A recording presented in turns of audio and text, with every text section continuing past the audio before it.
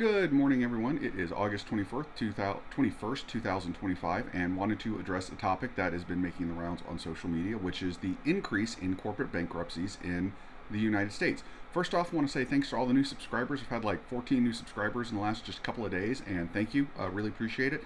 Hope those of you who like this video will like and subscribe, and please, as always, feel free to leave your comments and disagree with me or agree with me or whatever you feel like. I encourage debate and discussion.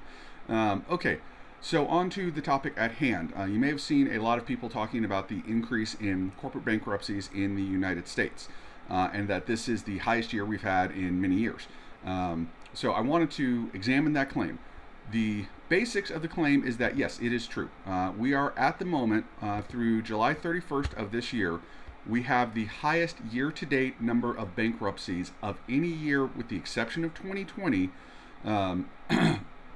That we have had since 2010. So this is probably going to be again, if you don't count 2020, which is a very weird year for economic data, this is going to be our worst year in 14 years for bankruptcies. We are currently trending toward 725 corporate bankruptcies. So, is this bad? Yes, absolutely. This is bad information. This is bad news for the U.S. economy. This means things are not going well out there. In fact, things are going at least a little bit badly. Is this the apocalypse? No. And I will tell you why. If you look at 2008 and 2009, you had over 5,000 corporate bankruptcies in those years. So, when the economy is crashing, we would be losing 7 times. We'd be having 7 times as many bankruptcies. So while this is unquestionably bad news, this is not like catastrophically bad news.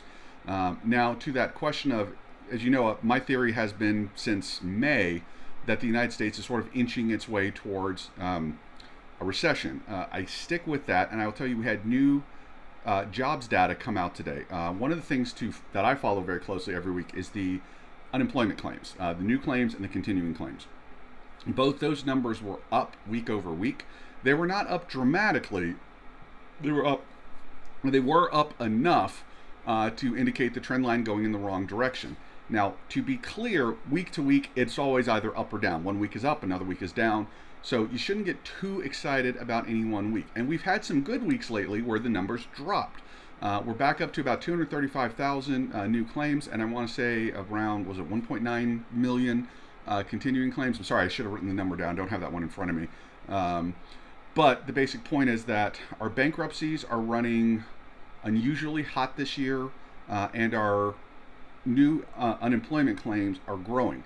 Now, something to keep in mind, new unemployment claims, as long as they are below about 250,000, really generally aren't that bad of a sign. So again, while we are moving in the wrong direction and we're getting closer to that 250,000 number, 250,000 to 300,000 is sort of your gray area. If you're in that area, that's when it could mean that things are going really badly, but not necessarily. If you're over 300,000, you got problems. I mean, just no question. That's my opinion, by the way. That's not like a universally agreed upon economic interpretation. That's just how I view it. But right now, I would say that between the bankruptcy data and the continuing and the unemployment claims. By the way, the other thing is, if you look at the hiring rate for new businesses is very, very low right now. American companies are not shedding a tremendous number of jobs, but they are not adding very many either. The big thing that I don't know how to factor in is Trump's immigration strategy. I've seen estimates that there have been self-deportations in excess of 1.5 million people. Presumably, a lot of those people had jobs. I'm not really sure how that's going to affect the data. One thing about the era of Trump is swinging a baseball bat around, smashing everything in sight, and this is causing all kinds of crazy fluctuations in data, month to month, week to week, and it's making it very hard to interpret everything. But the basic point is, yes, it is true. We are having our worst year, with the exception of 2020, for bankruptcies since 2010. Our number of people losing jobs is going up.